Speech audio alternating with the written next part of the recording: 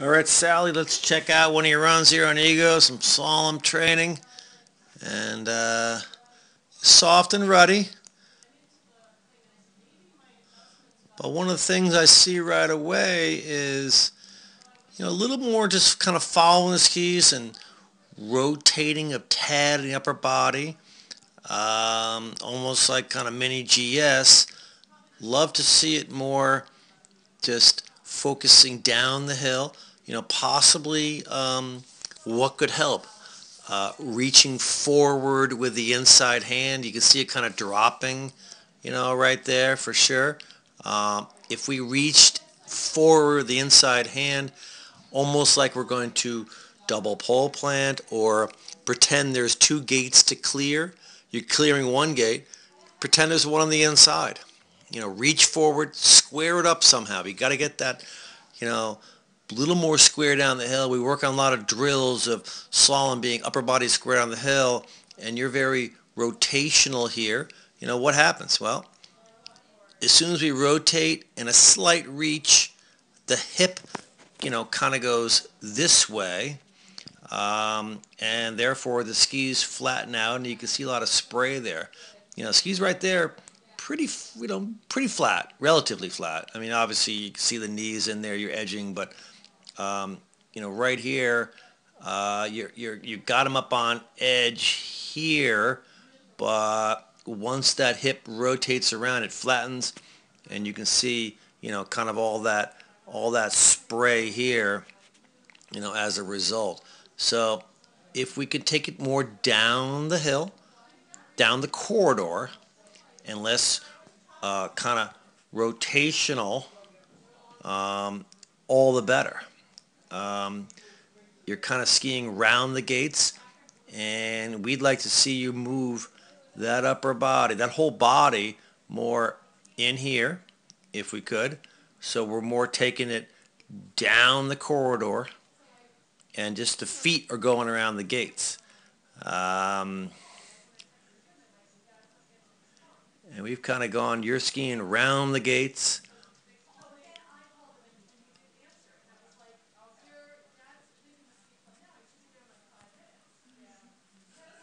There you are. Again, the hip. I like to see the butt. I want to see it the whole time. The back and the butt up the hill. From behind, I want to see your back and your butt whole time pointing up the hill. And it kind of swings around, which flattens out the ski, and thus, all that spray.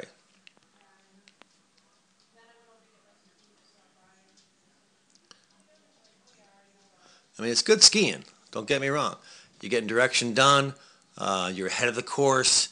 But if we could be more aggressive and take it more, down the fall line, we'd love to see, basically all this just moved in to here. So our upper body is inside the gate, and the skis are getting out around the gate.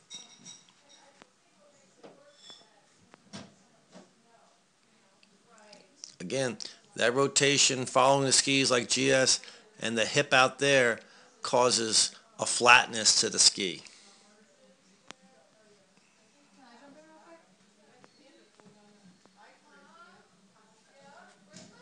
Here, deep, kind of a deep rut. You took an inch, it's okay approach.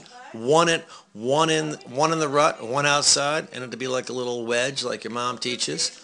But it was some pretty good skiing right there. Came out with a wheelie. One thing we're looking for.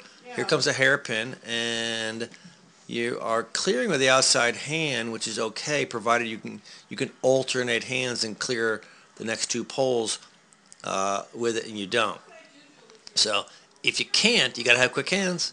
You got to alternate hands in a hairpin. If you do not, you have to really inside arm clear the first. In here, if you used your right arm, inside arm cleared that top pole. Then you would use the same arm and cross block or those middle two poles. Here you didn't, so you were wide. That wasn't really a strong exit at all to that. We need a strong exit to hairpins to set us up for that next gate. So, some good turns. If we can try to take it down the corridor more and really focus. You don't really want to look at the gates per se. You want to look down the corridor. You'll find them. Your hand will find them, peripheral vision. But next time on a corridor down a steep pitch, do not look at the gates. Look down the hill, down the center of the corridor. If you're looking down the corridor, your upper body will follow, and you will be more feet out around the gates, and you'll be taking it down the center, down the hill to a lot faster time.